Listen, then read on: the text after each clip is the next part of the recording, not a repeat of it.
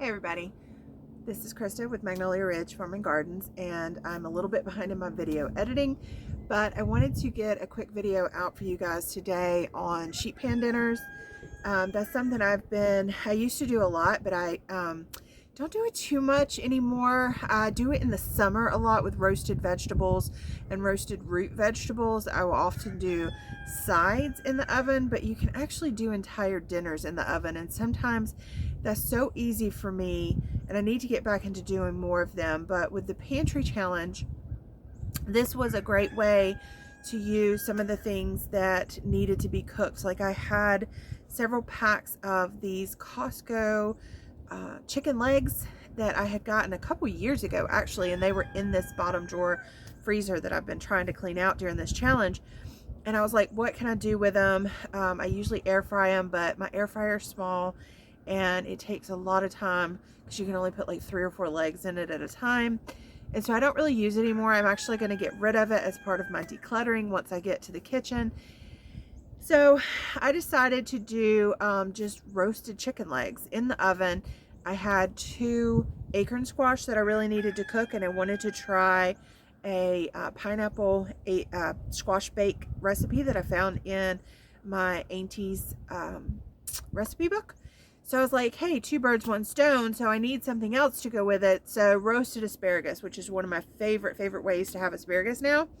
So that's what we're doing. So I'm just going to show you a quick video of how simple it is to put together some sheet pan dinners. And then of course the cleanup is like that because I used some tinfoil because I was already behind in dishes. That's how this house goes. It's like I stay on top of it for a few days, and then all of a sudden I have a sink full of dishes and I don't know where they came from. So anyway, during these past few weeks I've been trying to stay on top of things. Whoops, as I hit my camera. But this is definitely probably one of our favorite dinners that we've had. So I wanted to make it its own video so it doesn't get lost, to give people some ideas of outside the box, because I know I've done a lot of casseroles and things, but sheet pan dinners are really a great way to get some healthy, nutritious foods. Very easy, quick, because you can just kind of put them in there and go about and do some other things that you have going on, and then dinner's ready all at the same time. So this one took a total of, I want to say 45 minutes, because I had to, put the squash in for about 25 minutes, take it out, flip it over, put the filling in, and put it back in, but everything else kind of stayed in the oven. So I hope you enjoy this video, and I will have a recap of week 5's, all the dinners from week 5 out soon. So stay tuned, and we'll see you on the next one. Okay, so the first thing I did was get the squash bake started. And so what I'm doing is the recipe calls for 3 small acorn squash, but I had pretty large acorn squash, so I just used 2 of them. And grabbed my chicken bowl that I had just emptied the scraps in and scraped out all the seeds and stuff, which will go right back out to the chickens. And then I decided to use tinfoil, as I mentioned in the opening, to make my life easier and clean up. And then you just sprinkle some salt and place them face down. And then I'm getting the second one prepared. Clean it out. I don't know why these turned orange on me. They started out as green. So I knew that now that they had lost all their green color, I really needed to get them. The flesh was still okay, but you could tell it was drying out. Throw a little salt on there. All right, and then the next pan I'm getting ready is for the roasted asparagus. And with that, a lot of people will just put them on as is. I don't like the really fibrous ends, so I snap my hard ends off. And what I do is I just kind of bend them until they get to the point where they snap, so that really hard end just comes right off. And that's how I do it. So it's up to you. You can leave the ends, but I just compost them and feed them. Well, I feed them to the chickens, and then whatever they don't eat, I compost down. If I had been planning on making a quiche or something, I may have saved some of them and sauteed them really good. But this works for me. You do you, boo.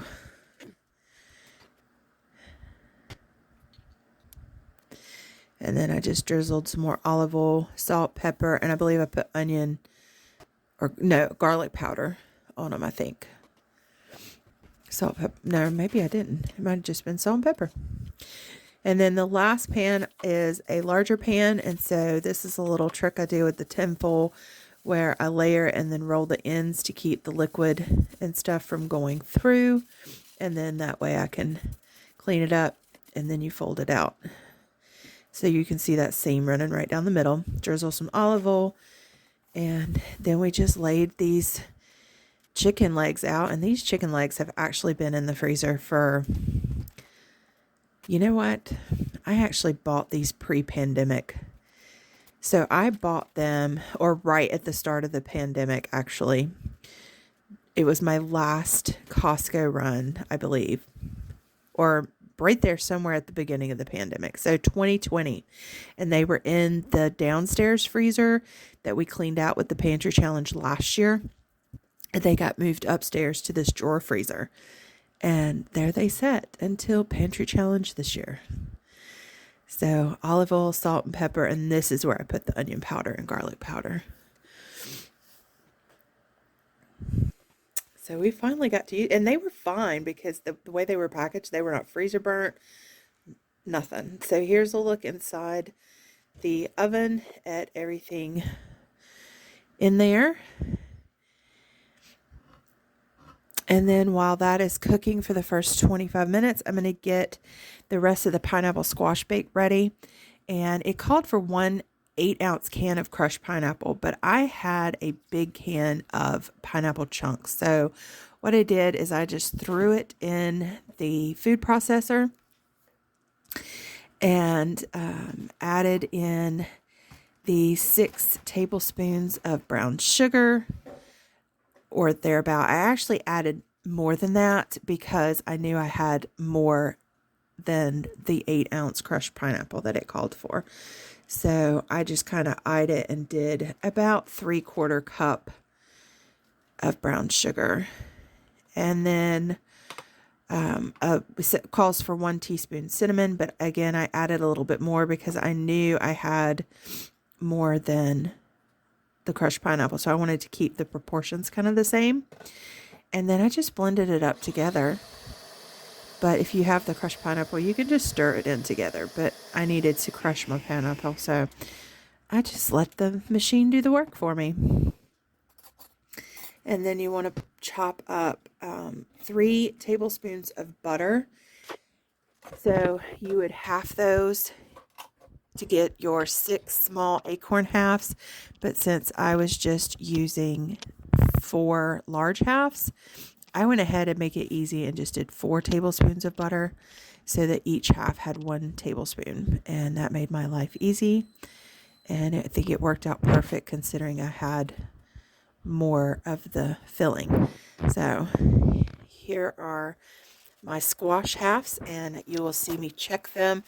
They are actually tender. They do need to be cooked a little bit more, but they are already tender. So that was perfect. And then you just ladle this filling in there. And with mine being large, they were very deep, so it actually gave a lot of filling. It was very nice. And then you're just going to ladle. I need some more coffee. Put them back in the oven for about 25 minutes. And everything kind of came out at the same time after that. I think I may have left the chicken in for about 10 minutes longer than the other 2 things. But everything came out together. And it was actually a fantastic meal, plated up beautifully. So I hope you enjoyed this. Please hit that like button and subscribe. And we will see you on the next one. Thanks, guys.